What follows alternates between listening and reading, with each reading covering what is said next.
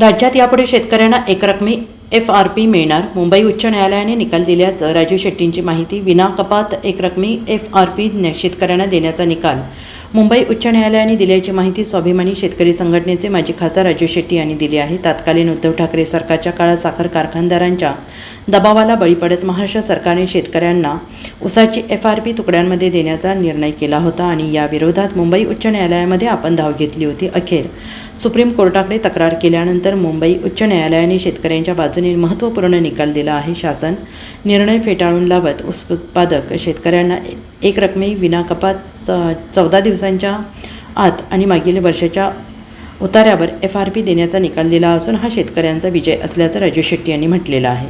ते सांगलीमध्ये बोलत होते. 21/2/2022 साली महाराष्ट्र सरकारने एक शासन निर्णय केलेला होता आणि त्या शासन निर्णयानुसार ऊस उत्पादक शेतकऱ्यांना दिली जाणारी जी FRP आहे त्या FRP पैकी केवळ जी बेसिक FRP आहे 10.25 वर निघणारी तेवढीच FRP द्यायची आणि त्यातून तोडणी वाहतूक वजा करता पहिला ऍडव्हान्स द्यायचा आणि उर्वरित रक्कम ही सीझन संपल्यानंतर त्या कारखान्याची रिकव्हरी किती लागते त्याचा हिशेब करून 2 टप्प्यामध्ये द्यायचा अशा प्रकारचा तो शासन निर्णय होता. त्यामुळे 2-2 वर्ष शेतकऱ्यांना FRP मिळत नव्हती. साखर कारखाने या शासन निर्णयाचा गैरफायदा घेत होते.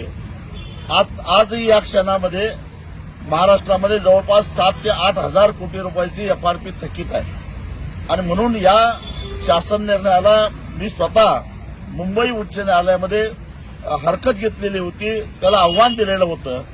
जवळजवळ 3 वर्ष त्याच्यावर सुनावणी होत नव्हती. अखेर मला सुप्रीम कोर्टाकडे तक्रार करावी लागली आणि त्यानंतर गेल्या महिन्याभरामध्ये सातत्यानं अनेक सुनावण्या झाल्या आणि आज शेतकऱ्यांचा विजय झालेला आहे. 21/2/2022 हा शासन निर्णय मुंबई उच्च न्यायालयानं फेटाळलेला आहे आणि ऊस उत्पादक शेतकऱ्यांना पूर्वीप्रमाणे विना कपात एकरकमी 14 दिवसाच्या आत गेल्या वर्षीच्या रिकव्हरीच्या आधारानं FRP द्यावी असा निर्णय हायकोर्टानं दिलेला आहे. हा किती मोठा दिलासा आहे? हा फार मोठा दिलासा. गेल्या अनेक वर्षापासून ही पद्धत महाराष्ट्रामध्ये चालू होती पण मध्येच उद्धव ठाकरे यांच्या नेतृत्वाखालचं महाविकास आघाडीचं सरकार असताना याच्यामध्ये बदल केला गेला आणि तुकड्या तुकड्यानं शेतकऱ्याला FRP द्यायचा अशा प्रकारचा हा बदल होता.